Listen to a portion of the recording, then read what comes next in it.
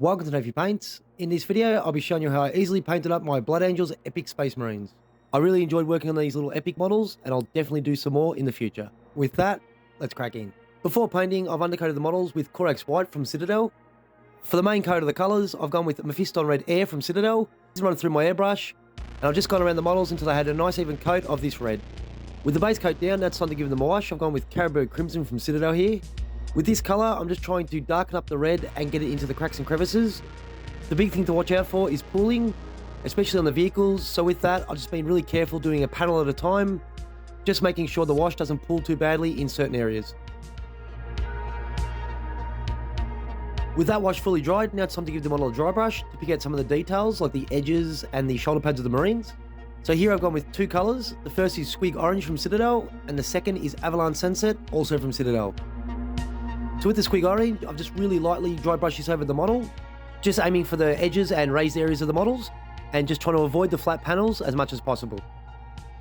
With that first dry brush down, now it's time to apply the yellow. When applying this yellow, I'm still leaving some of the orange underneath visible, and with this colour, I'm just really trying to aim to make the sharp edges of the tank and the shoulder pads of the Marines really stand out. With all the dry brushing down, now it's time to pick out some of the detail. I've gone to Leadbelcher from Citadel, and with this colour I've just picked out any details like the vents on the tanks, the ammo on the bolters, and the little vents on the back of the Terminator, and any other spot that required a little bit of silver. To paint in the eye lenses, I've just watered down some White Scar from Citadel. I'll run this over the eye lens first. Once that white had fully dried, I got some Tesseract Glow from Citadel and just applied this over the top, and with those two steps the eye lenses are fully painted. For the lights and the windows on the vehicles, I've gone with two different colours here. These two colours are both from the Army Painter. We got Goblin Green and Deep Blue.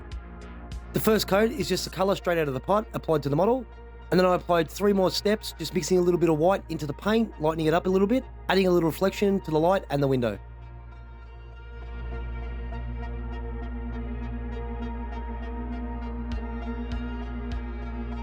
Over the silver, I put a wash from Vallejo. This is their black wash.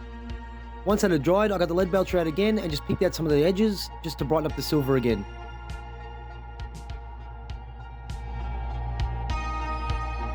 These models being very small, you can leave it here and just move on to the bases, but I've decided to add some squad markings.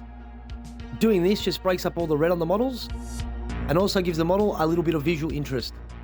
On the Terminator and the Marine, I've just painted the different colour kneecaps and put a squad marking on there just with a teardrop. On the shoulders, I put the chapter symbol and a crux terminus. And for the Rhino, I just painted on a tactical squad arrow. For the lights in the window on the tank, I've just got some gloss varnish from the Army Painter, painted this directly on, let it dry, and just added a second coat. The last thing to do was just paint the little bases black, and with that, the models are done and ready for the tabletop. Thanks for watching Nephi Paints. I really enjoyed doing these epic models, and if you'd like to see more, just let me know in the comments below, and I'll see you in the next one. Catch ya.